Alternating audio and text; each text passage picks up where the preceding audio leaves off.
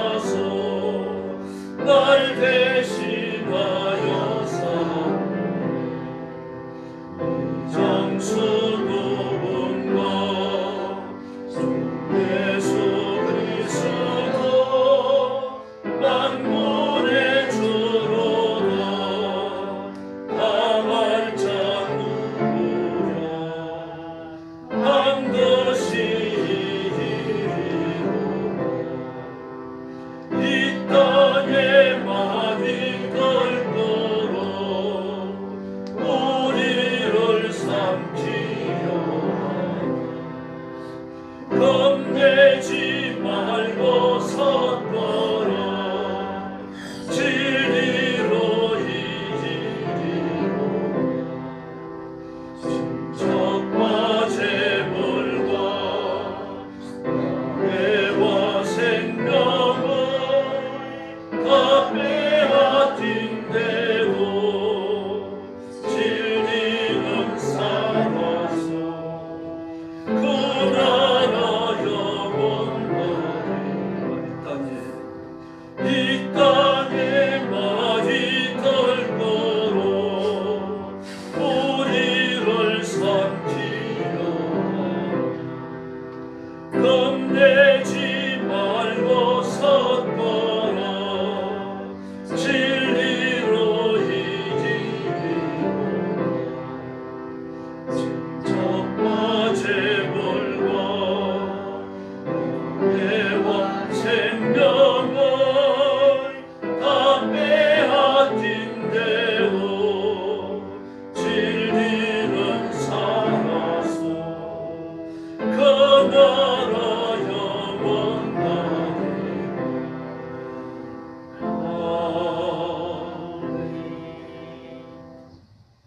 595장 부르겠습니다. 나 맡은 595장입니다.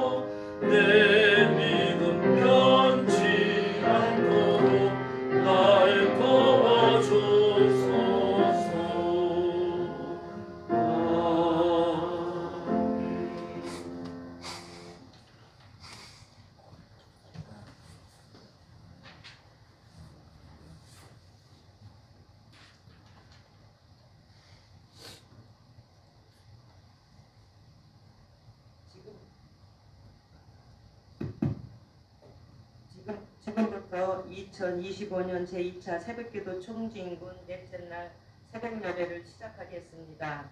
다 같이 표를 제청하겠습니다. 오른손을 들어주시기 바랍니다. 기도에 헌신하라. 기도에 헌신하라. 손을 내리시고 다 같이 사도신경으로 신앙 고백을 하겠습니다. 나는 전능하신 아버지 하나님 천지의 창조주를 믿습니다. 나는 그의 유일하신 아들 우리 주 예수 그리스도를 믿습니다. 그는 성령으로 잉태되어 동정녀 마리아에게서 나시고 본디오 빌라도에게 고난을 받아 십자가에 못 박혀 죽으시고 장사된 지 사흘 만에 죽은 자 가운데서 다시 살아나셨으며 하늘에 오르시어 전능하신 아버지 하나님 우편에 앉아 계시다가 거기로부터 살아있는 자와 죽은 자를 심판하러 오십니다. 나는 성령을 믿으며 거룩한 공교회와 성도의 교제와 죄를 용서받은 것과 몸의 부활과 영생을 믿습니다. 아멘. 찬송 369장입니다.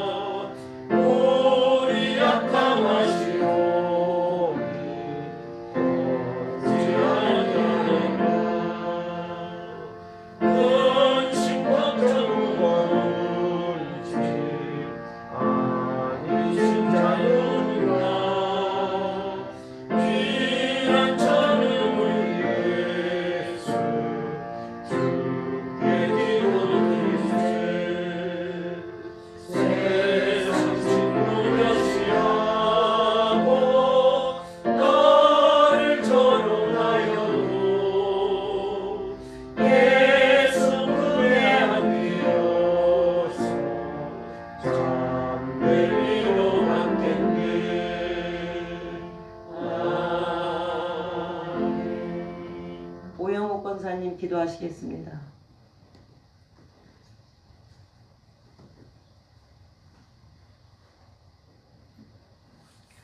하늘에 가득 찬 영광의 하나님, 온 땅에 존귀하신 하나님, 오늘도 하나님 앞에 예배로 나왔습니다. 저희들의 죄와 허물을 용서하여 주시고 저희들의 이 아버지 하나님 예배를 받아 주시옵소서. 단 우리의 자랑과 우리의 기쁨이 되신 하나님, 구원의 하나님, 우리 영광교회를 하나님 사랑하여 주시고 끝까지 하나님께서 붙들어 인도하여 주시옵소서. 이 나라 민족에 하나님의 은혜를 베풀어 주시고 성령 하나님께서 기도하며 강구하게 하시고 무엇보다도 너희가 하나님 이 나라의 민족이 단 이렇게 고난 중에 우리가 단 살아가기 위해서 기도하셨사오니 정말 우리가 시시때때로 아버지 기도의 헌신을 놓지 않게 하시고 정말 이 나라 민족을 하나님께서 지키시고 보호하여 주시옵소서. 하나님 이 한 시간 단 목사님 말씀을 가지고 주님 준비하여 섰사오니 하나님께서 붙드시고 하나님의 사랑과 은혜가 충만한 삶이 날마다 더해갈 수 있도록 인도하여 주시옵소서. 하나님께서 이 한 시간도 함께 하실 것을 믿사옵고 예수님의 이름으로 간절히 기도드리옵나이다. 아멘.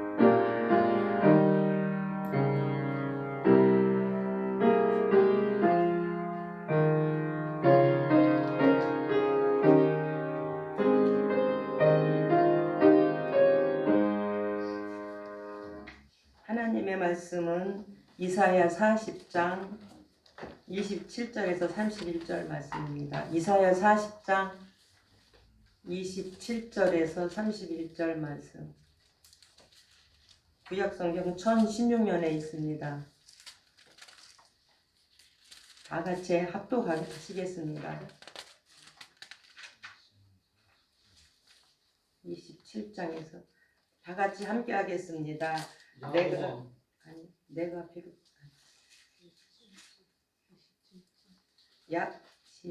야곱아 어찌하여 내가 말하며 이스라엘아 내가 이르기를 내 길은 여호와께 숨겨졌으며 내 송사는 내 하나님에게서 벗어난다 하느냐.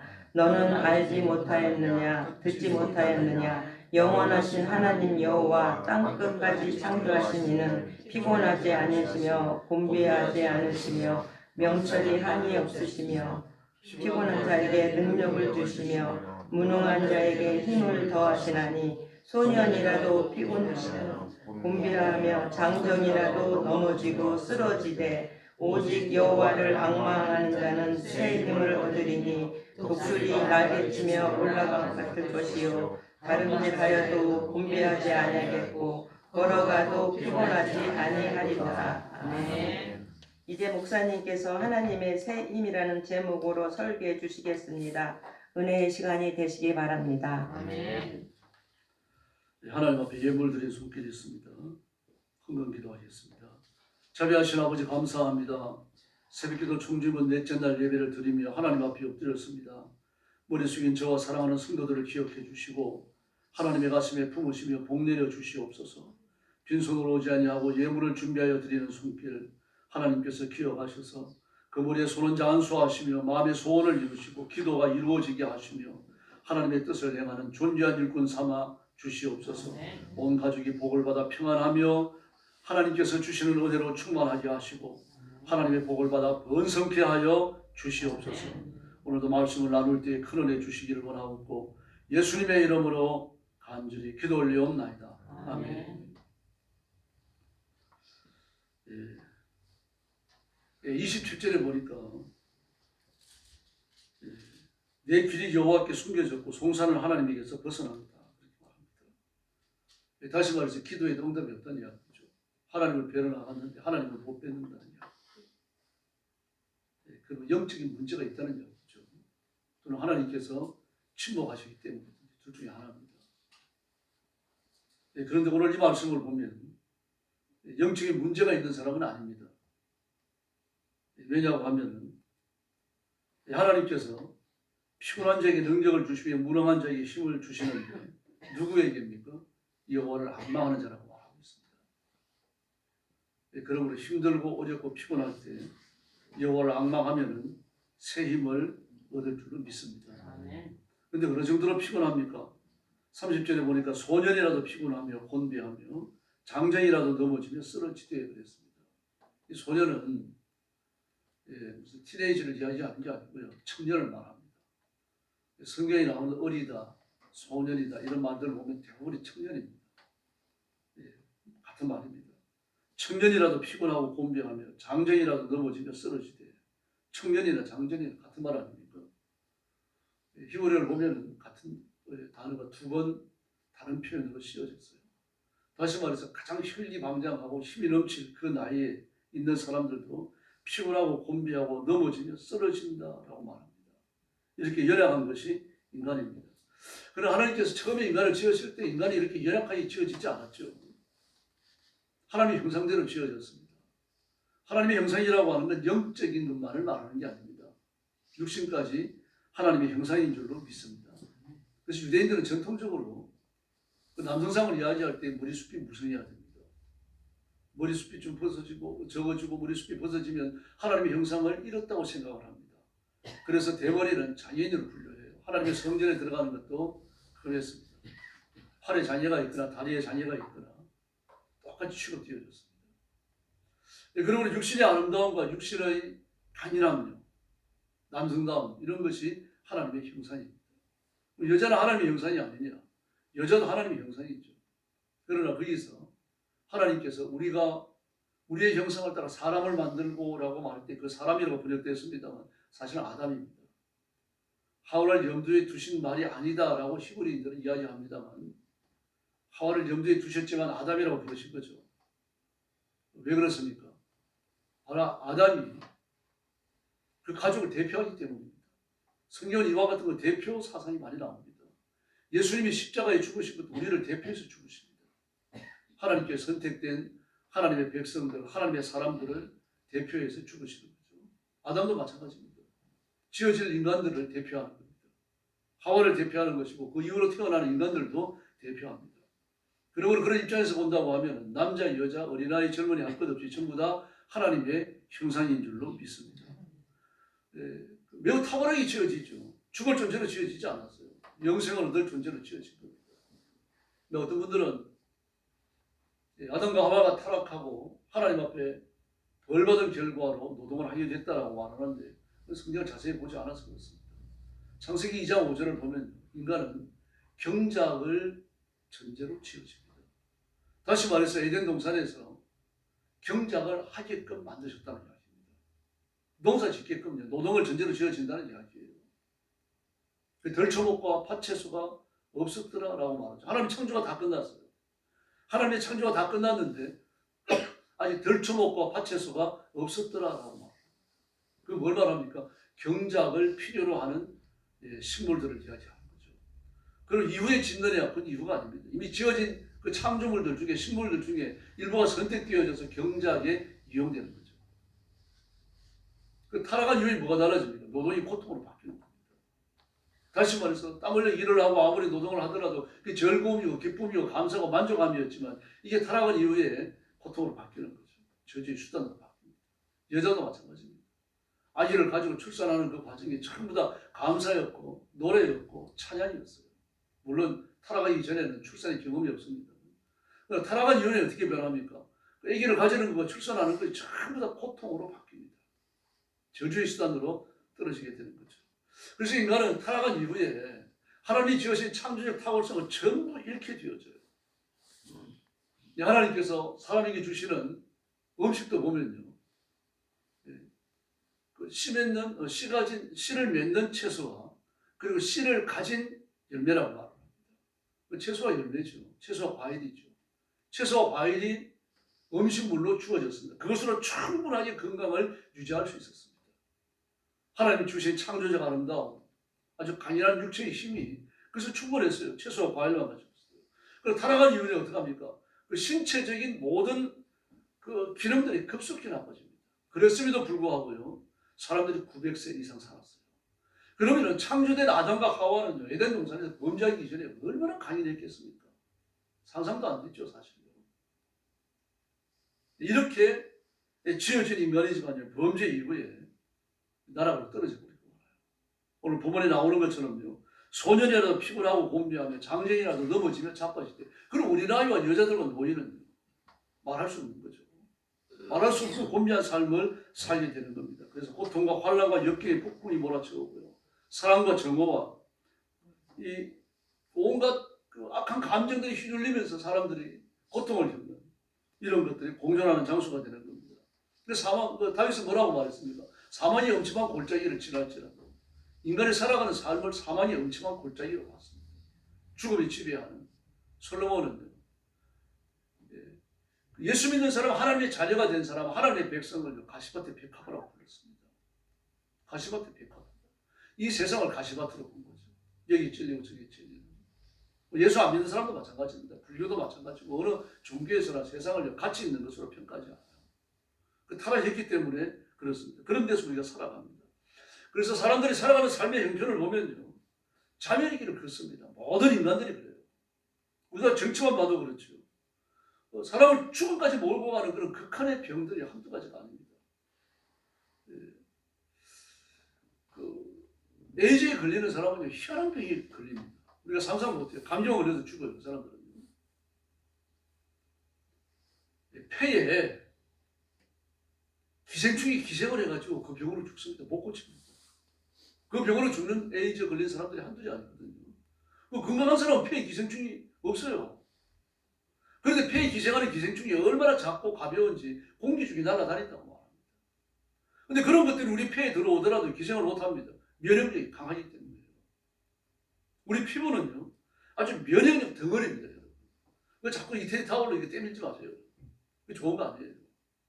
이태리 타올로 때밀지 마시고 그냥 핀도로 씻으세요. 핀도로 씻어내고 그거 다 되는 겁니다. 그래서 우리 피부가 지금 면역력 덩어리인데 이게 뭐가 붙더라도 병균이 침투를 못해요. 여러분. 그런데 에이즈 걸린 사람은 어떻습니까? 부스럼이 여사로 나요. 피부병이 여기 생기고 저기 생기고 낫지를 않습니다. 피부병이 심해가지고 말입니다. 막 속으로까지 들어가고 말이죠. 그리고 뼈에까지 침투를 하고 그래가 죽는 사람들이 피부병으로 죽는 에이즈 환자가 또 한둘이 아닙니다. 하나님이 지으신 인간의 몸이 그렇게 강인합니다. 신체가 강해요. 어지간한 병들은 침투를 못해요. 그럼에도 불구하고 사람을 죽음까지 몰고 가는 그런 질병들이 한두 가지가 아니죠. 감기에도 건강한 사람은 약 먹으면 한 일주일 아프다 그러고 약 안 먹어도 7일간 아프면 낫는다고 그러잖아요. 그게 사람입니다. 그러나 에이즈 걸린 사람들, 면역력이 약한 사람은 감기로 죽어요. 독감이 걸리면 죽습니다. 어느 정도로 많은가 하면 막 그 우한폐렴 걸렸을 때 말입니다. 막 죽는다고 난리가 나가지고 말입니다. 막 3차, 4차 예방접종 정말 난리가 났었잖아요. 그 우한폐렴으로 죽은 사람들이요. 독감으로 죽은 사람보다 적어요. 그처럼요. 인간이라고 하는 게 병균 앞에서 아주 무력하게 되어버렸습니다. 무력하지만 지금도 강인합니다. 정말 보통적으로 건강을 유지하는 사람들은 뭐 어떤 질병에도 잘 걸리지 않습니다. 뿐만 아닙니다. 사람이 착하냐? 착하죠. 착하지만 파괴적 성품을 누구나 다 가지고 있습니다. 우리 그런 말 하잖아요. 아무개는 법 없이도 살 사람이다. 그러죠. 그런 다음에 꼭 따라붙는 말이 뭡니까? 근데 저 사람도 화나면 무섭다. 사람은 그런 파괴적 성품을 다 가지고 있습니다. 온유하고 괜찮아 보이지만 그게 말이야 마음속에 도사하고 있는 분노, 쌓여지는 스트레스 이걸 해결할 길이 없으니까 한 번씩 터치고 나오는 겁니다. 그래서 우리 사회가 그런 파괴적 성향을 반증합니다. 사람이 대립하다가 이기주의와 독선과 위선에서 빠지고 그것과 들어 싸우다가 또 자멸의 길을 걷게 되는 거죠. 그 하나가 식량 문제입니다. 유엔의 식량지구요 FAO에서 발표한 통계를 보면 기가 막힙니다. 지금 생산되어지는 곡식의 양 그리고 쌓여있는 안 먹고 쌓여있는 곡식의 양이 있잖아요. 전쟁 비축물자로 무슨 재난 비축물자로 우리나라도 마찬가지입니다. 쌓여있는 곡식의 양을 전부 다 합치면요 28억 8천 톤이라고 말합니다. 엄청나죠. 28억 8천 톤. 그럼 지구에 살고 있는 사람들이 소비하는 양은 얼마냐? 얼마가 있으면 되느냐? 24억 9천 톤이면 전부 배불리 먹는다. 다시 말해서 온 세계 인류가 배불리 먹고도 얼마가 남습니까? 4천만 톤이 남습니다. 4천만 톤. 그런데도 지금 세계는요, 유엔의 통계입니다. 8억 7천만 명이 굶주리고 있고요. 먹지 못해 저체중인 5살 이하의 어린이가 1억 명이 있고요. 사하라 사막 이남 아프리카 지역은 전체 인구의 약 30%가 기근을 겪고 있습니다. 참 희한하잖아요. 이미 있는 곡식의 양이 말입니다. 음식물의 양이 요리하면 음식물이 되잖아요. 그 총량이 전 인구가 막 배불리 먹고도 4천만 톤이 남는데 도대체 어떻게 된 걸까? 인간의 욕심입니다. 유럽과 북아프리카에서 사는 사람들은요, 연평균 한 사람당 연평균 95kg 내지 115kg의 식량을 쓰레기를 버린다고 말합니다. 우리나라 그 쓰레기로 나가는 음식물 쓰레기가 심각하죠. 이 대회에 합류하게 될 겁니다. 그 1년 동안에 한 사람이 버리는 음식 쓰레기 말입니다. 그리고 곡식의 쓰레기가 95kg에서 115kg. 그거 안 버리고 나눠주면 될 거 아닙니까? 미국도요. 밀이 얼마나 많이 생산되는지 버립니다.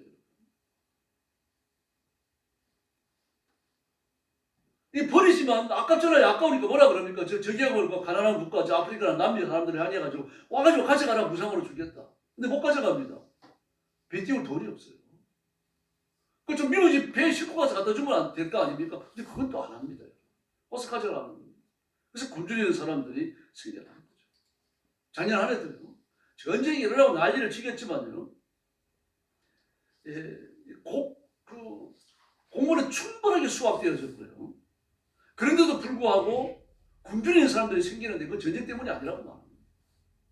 유엔 농업기구에서 이렇게 발표를 했습니다. 왜 그런가 하면은 온 세계 곡물 공급을 관장하고 있는 곡식 카르텔, 다국적 식량기구요, 다국적 식량 기업들, 그 기업에서 장난을 치기 때문이라고 말합니다. 그렇게 전쟁이 일어나고 난리를 치겠는데 그 가장 큰 신령에서 카길이라고 그러네요. 카길에서 전쟁이 일어났던 작년 한 해 동안요. 2024년도 한 해 동안 남긴 게요. 남긴 이익금이 25조 3천입니다. 뭐 이런 일들이 벌어지는 겁니다. 그래서 이 밀 가격이 막 급등을 했는데 이 전쟁 때문이 아니고 투기라고 말합니다. 투기 요인이 48.1%였단 말이에요. 전쟁 때문에 생긴 이 밀 가격의 상승 요인은요 16.8%라고 말합니다. 사람이 이렇게 약합니다. 이런 사람에서 뭘 기대할 수 있겠습니까? 그러므로 우리는 살고 죽는 권세를 가지신 하나님을 의지하고 하나님을 바라보고 살아야 할 줄로 믿습니다. 자주 제가 강조합니다만 미국 너무 그렇게 기대면 안 됩니다. 미국 우리가 돈 들여가지고 쓰는 용병 정도로 생각해야죠. 미국이 우리를 구원해 줄 걸로 기대하는 거예요. 그건 큰 착각입니다, 여러분. 미국은요, 뭐 많은 자유주의 국가들을 그렇게 여러분 돕고 있습니다. 돕고 있지만요, 미국이 이익과 관련이 없거든요. 칼같이 돌았습니다. 그거 아셔야 돼요. 우리 대한민국은요, 전 세계 지도를 놓고 볼 때 아주 요충지입니다, 여기가요. 이 요충지가 무너지고 나면은 전 세계 패권이 바뀌어요. 지금 막 중국과 일본이 대만을 놓고서 막 기싸움을 하고 난리가 났잖아요. 뭐 일본이 일방적으로 밀리고 있습니다만 그 뒤에 누가 있어요? 미국이 있거든요. 어느 한계까지 미는 거지 못 미는 거지. 대만을 주게 되면요, 남중국해, 동중국해, 대만 해역이 다 뚫려버립니다. 뚫리고 나면은 일본은 안전할 것 같습니까? 그러면요, 이 중국은 대번에 태평양으로 남태평양으로 밀고 내려옵니다. 그렇게 되면 태평양의 패권만 바뀌는 게 아닙니다. 여러분. 전 세계 패권이 바뀌어요. 미국이 이 중요한 사실을 알아요. 우리나라도 마찬가지입니다. 우리나라가 무너지게 되면요, 그냥 미국에서 바라볼 때 동태평양의 패권이 바뀌는 게 아닙니다. 전 세계의 패권이 바뀌어요. 미국을 의지하지 말고 하나님을 의지해야 할 줄로 믿습니다. 그럼 하나님께서 미국을 쓰시는 거예요. 미국을 쓰시고 일본을 쓰시고요. 러시아도요. 중국도 하나님이 쓰시는 겁니다. 그래서 하나님 앞에 엎드려야 합니다. 소년이라도 피곤하고 곤비하고 장제나 넘어지면 자빠지대. 여호와께 사정이 성겼고 원통한 일도 하나님께 알려지지 못했고 영적 교통이 단절된 것처럼 보입니다만 그런 엎드려 빌면 여호와를 앙망하면 하나님이 살 길을 열어주실 줄로 믿습니다. 뭐 현무 5, 현무 7호 그래가지고 그 평양이 날아가지고 한 방만 떨어뜨리면 평양이 박살이 나고 난리가 납니다만 그 현무도 믿을 게 아닙니다. 핵폭탄 아니에요.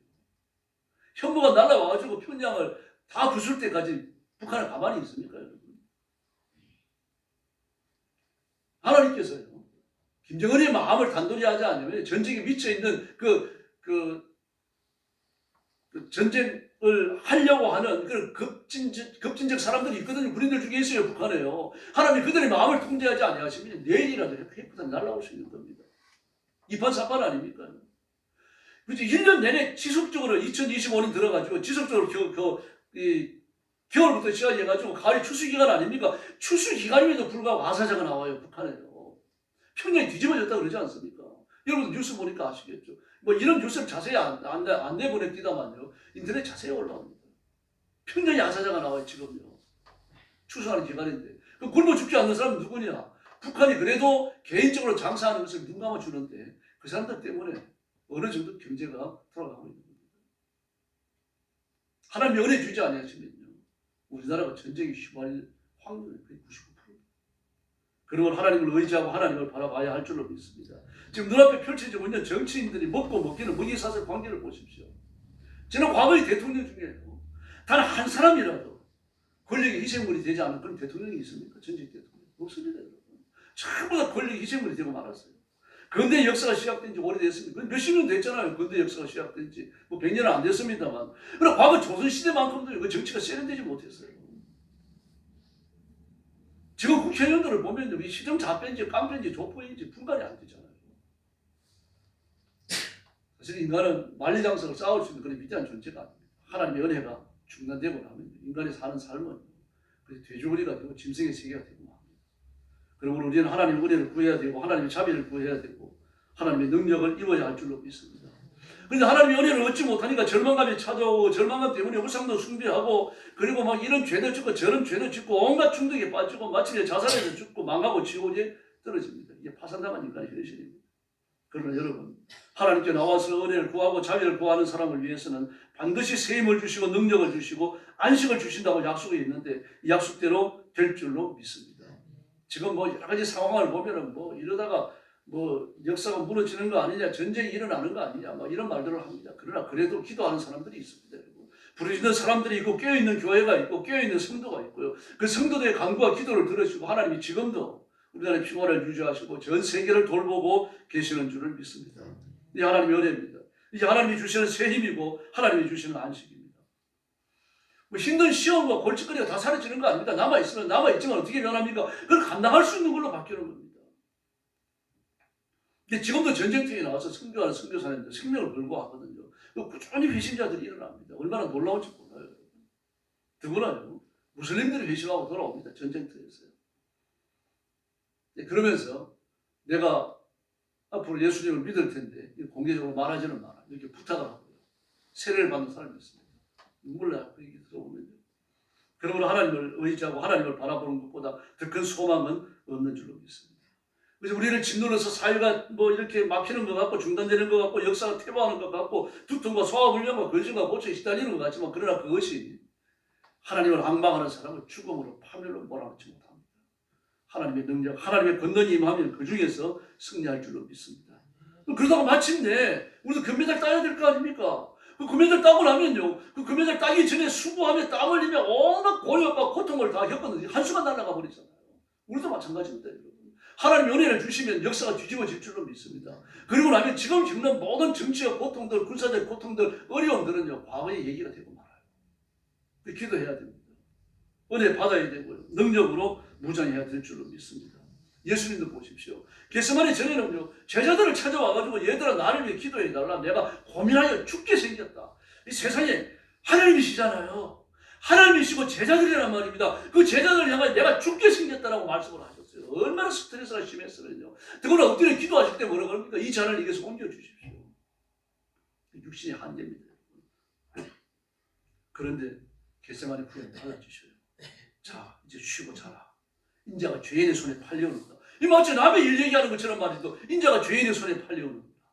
뭐 그렇게 말씀을 하십니다. 함께 가자. 나를 파는 자가 가까이 왔다. 그래서 십자가를 당당히 맞이하시고 십자가 위에 오르십니다. 뭐가 달라졌습니까? 예수님이 달라지셨나요? 뭐 특별한 능력으로 아픔을 모르시는 겁니까? 몸에 무쇠를 들으셨나요? 저는 그 학창시절에 막 부원에 오신 목사님 막 능력이 임하면 순교를 당할 때 막 몸이 안 아프다 고문을 당하더라도 막 그 말을 듣고 굉장히 흥분했었어요. 그런데 나중에 보니까 그분이 너무 과장을 했습니다. 성경을 자세히 보니까요. 예수님이 그 곤욕을 앞에 놓으시고요. 기도하시는 걸 보니까요. 실제 순교자들이 걸어간 갈라치를 보니까요. 고통을 안 겪은 사람이 아무도 없습니다. 다 당해요. 어려움을 겪고 고통을 겪습니다. 예수님도 그걸 아시잖아요. 다 당하잖아요. 그런데 십자가 이전과 십자가 이후는 완전 겟세마네 이전과 이후는 완전히 다르다는 이야기입니다. 십자가를 놓고 전전긍긍하던 분이요. 가만히 계셨으면 떼어온다고 말했을 텐데 겟세마네 기도를 통해 가지고 완전히 달라지셨어요. 순간의 차이로 이렇게 달라질 수 있나요? 예수님께 변화가 일어나고 내면에 받았죠. 성령님이 임하셨던 겁니다. 성령님이 붙들어 주셨고 성령님이 강렬한 힘을 주셨고요. 성령님이 권능으로 그를 보호하고 계신 겁니다. 다시 말해서 독수리 날개침이 올라가는 새 힘이 겟세마네 기도를 통해서 예수님께 임한 줄로 믿습니다. 그래서 우리가 이 권능을 받아야 됩니다. 그래야 공고한 인생을 즐겁게 살 수 있고 만족하며 살 수 있고 은혜주게 살 수 있고요. 누구 원망하고 불평하고 신경질 내고 그렇게 하지 않습니다. 시험을 짓밟는 능력, 악한 종들의 공격을 무력화하는 능력, 사단의 견고한 진을 깨뜨리는 권능, 이 능력이 임할 줄로 믿습니다. 이게 이론이 아닙니다. 능력입니다. 이 능력을 받는 성도들이 되어야 합니다. 이 능력을 받아야 승리할 수 있습니다. 이 능력을 받아야 고난을 극복하고 사단의 견고한 진을 깨뜨리고 성령 충만해서 오는 이 능력을 받아야 우리가 하나님 앞에 충성스러운 일꾼으로 서게 될 줄로 믿습니다. 오늘 시를 기도해서 이 능력 받고 권능으로 무장하고 하나님께 쓰임받는 중요한 일꾼들이 되기를 예수님의 이름으로 축원합니다. 기도하겠습니다. 자비로우신 아버지 하나님 감사합니다. 소년이라도 넘어지고 장정이라도 자빠지지만 여호와를 앙망하는 자나 독수리 날개치며 올라가는 새 힘을 얻는다고 말씀하셨사오니 오늘 하나님 앞에 나와서 여호와를 앙망하는 성도들을 기억하시고 하나님의 가슴에 품으시고 하나님의 새 힘을 주시고 하나님의 안식을 주시고 하나님의 권능으로 무장시켜 주시기를 간절히 원하고 기도합니다. 시험에 들어서 뒷걸음질 치다가 침전에 빠져 불평하고 원망하고 널브러지지 않도록 도와주시고 하나님의 능력과 새 힘을 얻어서 여호와를 앙망하는 자가 없는 성령의 권능을 얻어서 시험을 이겨내고 고통을 이겨내고 근심을 이겨내고 하나님 앞에 승리자로 서게 하여 주시옵소서. 오늘 새벽 나와서 엎드리는 성도들을 하나님의 가슴에 품으시고 하나님의 새 힘을 주시고 하나님의 능력을 주시고 성령의 권능으로 무장시켜 주시고 하나님의 크신 권세로 은사로 무장시켜 주시기를 간절히 원합니다.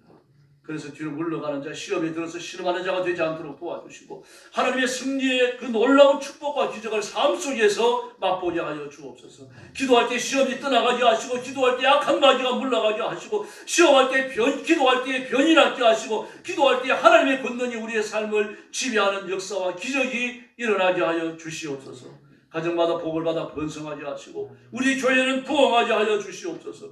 이 민족은 바른 길을 되찾아 돌아오게 하여 주시옵소서. 오늘 새벽 하나님의 새 힘과 능력을 부어주시기를 원하옵고 예수님의 이름으로 간절히 기도 올리옵나이다. 아멘. 이제는 우리 구주 예수 그리스도의 은혜와 하나님 아버지의 사랑과 성령님의 돌보시고 복주시고 함께 하시니 새벽에 청중은 넷째 날 예배를 드리고 기도할 때 하나님의 권능, 새 힘을 얻기 원하는 사랑하는 모든 성도들 머리 위에 영원토록 함께 계실지어다. 아멘. 합심해서 기도하겠습니다. 자비하시라고 저들을 감사합니다. 오늘 아침도 주님 가운데 주시고 엎드려 기도하고 경배하며 하나님 앞에